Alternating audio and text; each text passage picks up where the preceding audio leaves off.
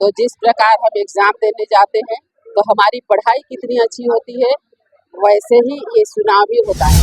और हमें विश्वास है कि जो जमीन पे काम करेगा, समाज सेवी बन करके काम करेगा, एक नेता नहीं बल्कि बेटी और बहन बन करके हम काम किए।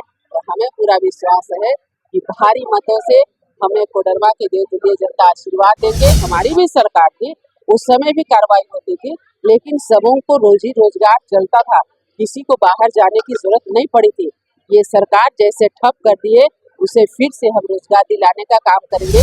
और ये हेमंत सरकार वादा करती है, अगर उन्हें महिला योजना देना था तो 5 साल उनकी बहुमत की सरकार थी, वो शुरू साल से क्यों नहीं थी? हमारे साथ मौजूद है कोडरमा की विधायक और भाजपा की प्रत्याशी नीरा यादव।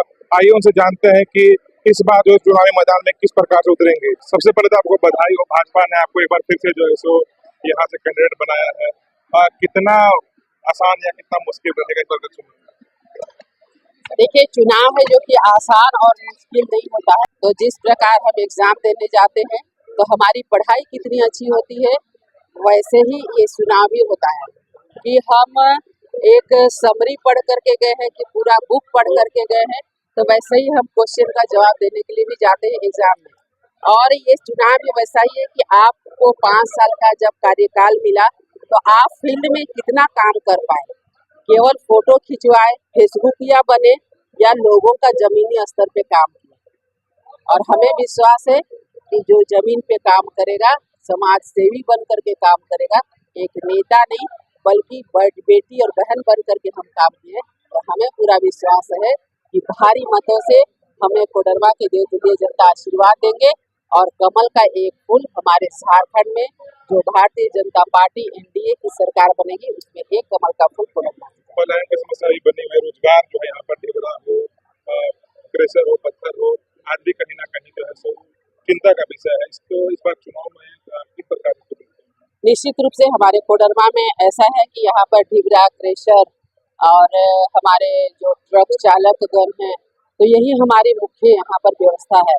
लेकिन आज कहीं न कहीं ये हेमंत सरकार के नीतियों के कारण, या हम ये कह सकते हैं कि सरकार की उदासीनता के कारण आज हमारा सारा रोजगार ठप पड़ गया है।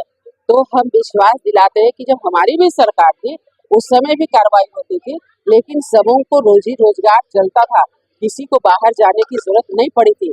ये सरकार जैसे ठप कर दिए, उसे फिर से हम रोजगार दिलाने का काम करेंगे। इसलिए अभी हमारे केंद्र सरकार ने विश्वकर्मा योजना के तहत हमारे हर एक हुनरमंद लोगों के लिए अभी जो विश्वकर्मा योजना लाने का काम किया, उसमें आप देखे होंगे कि 5 दिन का स्पेशल ट्रेनिंग के साथ उन्हें सर्टिफिकेट दे करके हमारी बहनें हो या हमारे भाई हो, जिस क्षेत्र में उनका हुनर है उसको किट दे करके और उनको मुद्रा लोन तक देने की व्यवस्था की, ताकि वो अपने पैर पे खड़े हो सके।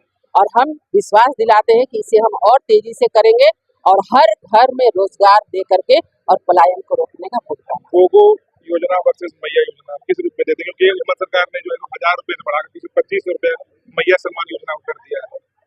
देखिए, ये गोगो योजना वर्सेस मैया योजना नहीं हो सकता है, क्योंकि हम भारतीय जनता पार्टी के कार्यकर्ता होने के नाते हम लोगों को विश्वास दिलाते हैं। और ये हेमंत सरकार वादा करती है, अगर उन्हें महिला योजना देना था तो 5 साल उनकी बहुमत की सरकार थी, वो शुरू साल से क्यों नहीं दिए?